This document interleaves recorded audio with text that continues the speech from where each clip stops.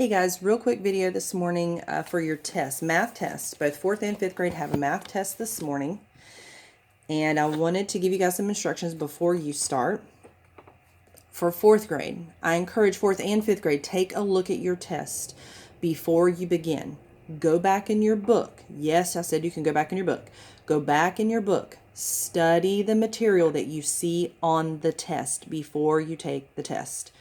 Take your time. It is a test. You're not timed on the test, obviously, but I want you guys to go back. I want you to look at examples in your book. Study it, understand it. 4th grade, I'm looking at your test right now. The first section is, the first section, A, B, C, D, E, and F. These are their measurements. Please look at your book. Please review the measurements.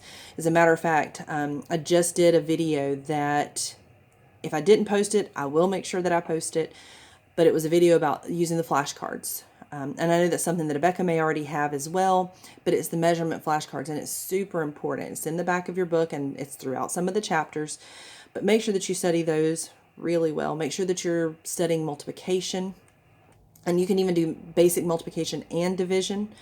But multiplication definitely, because that helps you with division as well.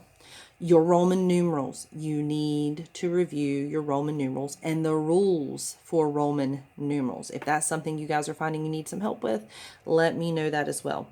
Okay, section 2, you need to follow the signs. That's all that it says. But guys, remember to reduce fractions if necessary. Okay, not telling you that there are any to reduce. What I'm telling you is that if you can reduce a fraction when you're finished, at the very end, when you're all done and you realize that you can reduce a fraction, make sure that you reduce your fractions. So don't forget that. Make sure that, again, that you take your time. You go step by step. You do have some 3-digit division here, or multiplication, not division, multiplication. So make sure that you take that, take your time and do that. Section 2, letter G was what I was talking about with a 3-digit multiplication. It's 3-digit by 3-digit. Letter H, division. It's division. It's long division. You guys can do this. I know you can. You do have a remainder here. So be sure to know you do have a remainder there. Multiplying. Let me see if there's anything else. If you get stuck at some point, you're not understanding something again, you're welcome to give me a call. I'll have these books out so that you guys need to call me. You can. And then let's see, for 5th grade, open your book up as well. Again, I encourage you guys, 4th and 5th, please take your time. Please use that book as far as going back, reviewing. Look at the test before you do this. Look at your test and make sure that you understand what you're supposed to do before you do it. Section 1 for 5th grade. Solve these story problems. Do your work on another sheet of paper. All right. Nathan is 3/5 as old as his brother, who is 25 years old. How old is Nathan? Multiply. I'm not supposed to tell you that, but I just told you that.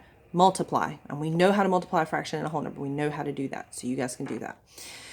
Letter B, the outside temperature was 44 degrees Fahrenheit. How many degrees above the freezing point of water was the temperature?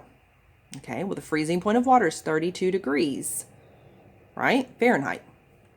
So what's the difference between 44 degrees Fahrenheit and 32 degrees Fahrenheit? If I say the difference here, okay, I'm talking about subtraction here, okay?